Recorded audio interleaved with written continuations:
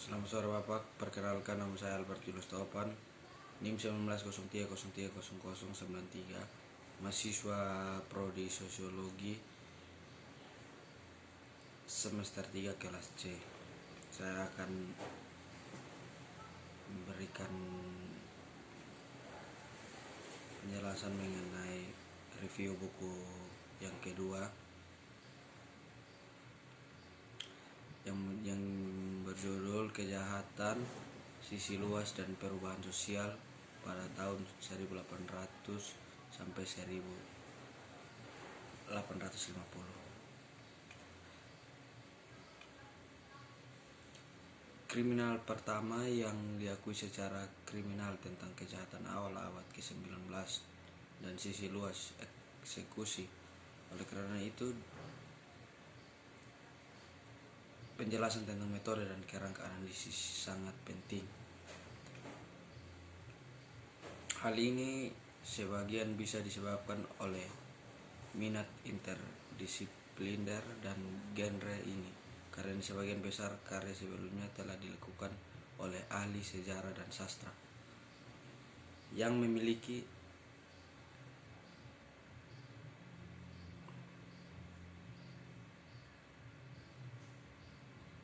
pendekatan investigasi dan metode penyelidikan sendiri. Namun hal ini jarang dibahas secara terbuka dalam karya mereka, dan seperti yang dinyatakan oleh Godfrey.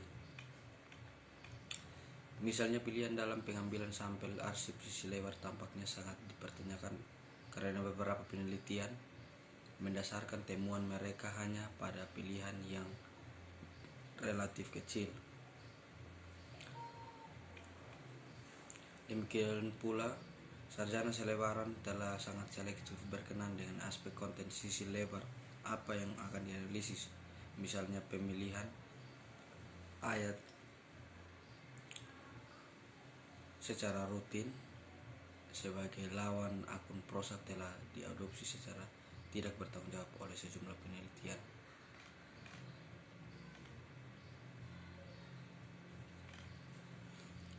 Semua sisi lebar yang digunakan adalah salinan digital dan tersedia.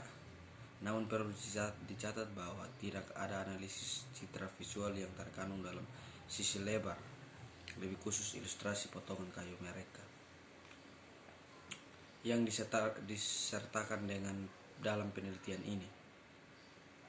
Dua alasan yang mendukung keputusan ini. Pertama, hanya 19% dari sampel sisi lebar yang berisi segala bentuk ilustrasi dekoratif, menunjukkan bahwa wacana tekstual sisi lebar sejauh ini merupakan fitur terpenting mereka, dan karenanya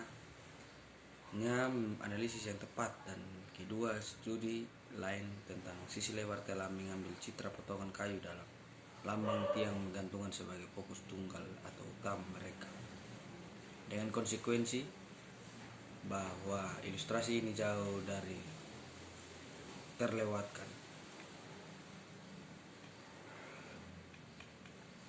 Karena tujuan dan penelitian ini adalah untuk memberikan studi kriminologis dari keseluruhan bentuk, fungsi, dan makna berdasarkan interpretasi dari konten kolektif genre tertentu. Analisis wacana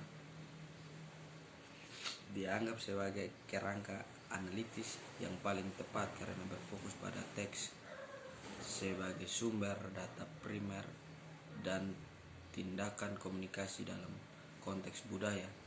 Sebuah wacana mengacu pada seperangkat makna, metafora, representasi, gambar, cerita, atau pernyataan yang bersama-sama menghasilkan versi peristiwa tertentu.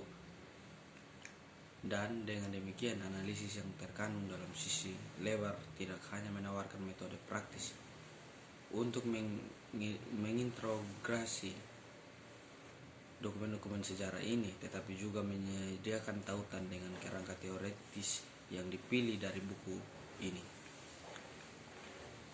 Untuk menghasilkan wacana dan bertindak secara sosial, ide kunci dari analisis wacana adalah bahwa wacana menciptakan batas-batas di sekitar apa yang terlihat ada atau menjadi benar.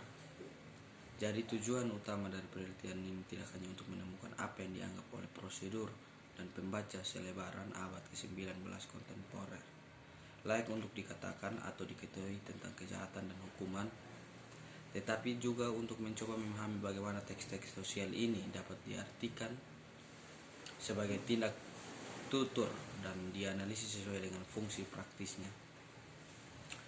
Analisis wacana masyarakat mensyaratkan bahwa sepotong teks diperiksa untuk mengungkapkan perangkat linguistik dan retoris yang digunakan dalam konstruksinya. Meskipun definisi ini tampak sederhana, sebagai metode penelitian jauh lebih ketat daripada sekadar membaca teks yang biasanya diadopsi oleh sejarawan dan sarjana sastra.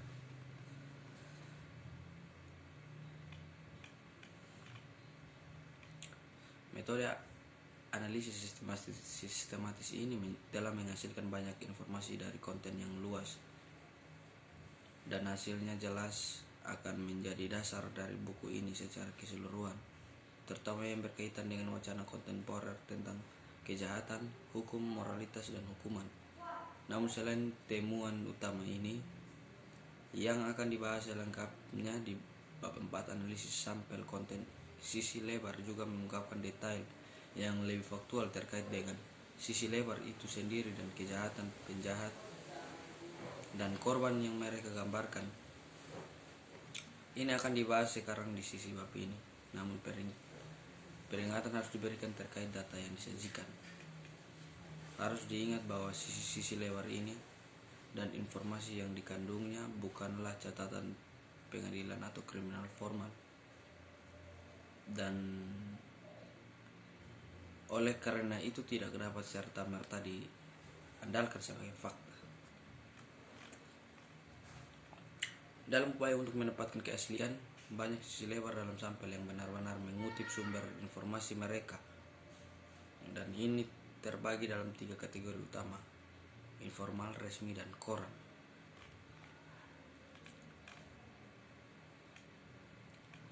Beberapa pertanyaan menarik dikemukakan oleh data ini, dan salah satunya menyangkut klaim akademisi lain bahwa pada awal abad ke-19, jika bukan akhir abad ke-18, sebagian besar penduduk termasuk kelas kerja terutama membaca koran sebagai sumber utama mereka.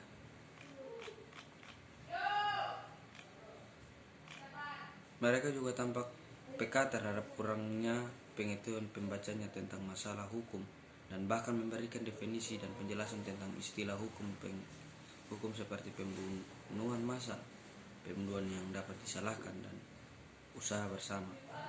Perdagangan selebaran bahkan terkadang memainkan peran yang lebih aktif di dunia nyata, menunjukkan tempat-tempat di mana kejahatan-kejahatan yang disebut di atas permukaan tanah terjadi. Peta tersebut hanya menunjukkan yang terjadi di daratan Skotlandia dan Inggris, karena ini adalah mayoritas terbesar, dan menjangkau sejauh utara Tyne di Rossshire dan sejauh selatan Plymouth. Hanya 13 sisi lebar di seluruh sampel yang mencakup kejahatan yang terjadi di luar Skotlandia dan Inggris. Survei atas temuan-temuan awal dari analisis sisi lebar ini telah menyangkut beberapa hal yang menjadi perhatian khusus yang akan dieksplorasi lebih jauh di sepanjang sisa buku ini.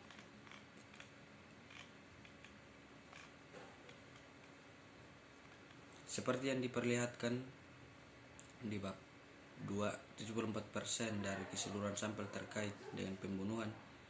Jadi tidak mengherankan jika banyak pihak yang berbicara tentang subjek kejahatan khusus ini.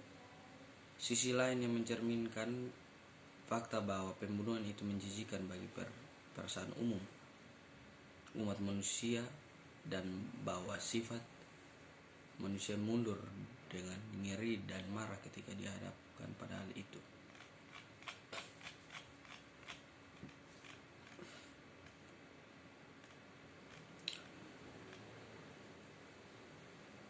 Terbukti beratnya tindakan pembunuhan tampaknya sangat bertentangan dengan tidak pentingnya objek yang akan diperolehnya, dan di sisi lain secara teratur mengeluh bahwa kehidupan manusia harus dianggap begitu tidak berharga.